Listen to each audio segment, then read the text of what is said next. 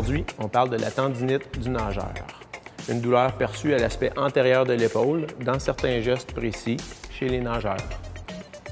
Il s'agit d'une irritation, voire d'une compression des fameux tendons de la coiffe des rotateurs qui passent dans un tout petit espace ici restreint, l'espace sous-acromial. Donc ces structures-là pourront être soit irritées, soit comprimées dans les gestes du nageur. Donc, deux erreurs techniques sont fréquemment rencontrées chez les nageurs. La première, le fait de rentrer dans l'eau en traversant la ligne médiane. En anglais, on appelle ça du crossover. Ou encore, le fait de rentrer dans l'eau avec le bras complètement en extension, ce qui allonge le bras de levier et met un stress beaucoup plus important sur la coiffe des rotateurs. Pour corriger ces erreurs techniques-là, 4 prérequis, mis à part une amélioration de la technique.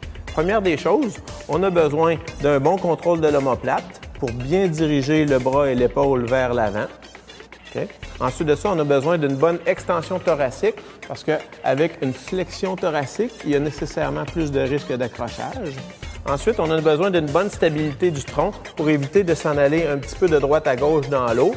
Et enfin, on a besoin d'une bonne rotation interne à l'épaule pour pouvoir tirer l'eau adéquatement. Donc ici, on a un exercice d'intégration qui nous permet de voir qu'il n'y a pas de crossover, qu'elle rentre dans l'eau avec le coude légèrement fléchi et qu'elle va tirer l'eau avec une meilleure rotation interne à l'épaule, un petit peu plus de rotation interne.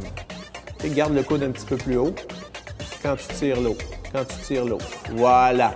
Voilà.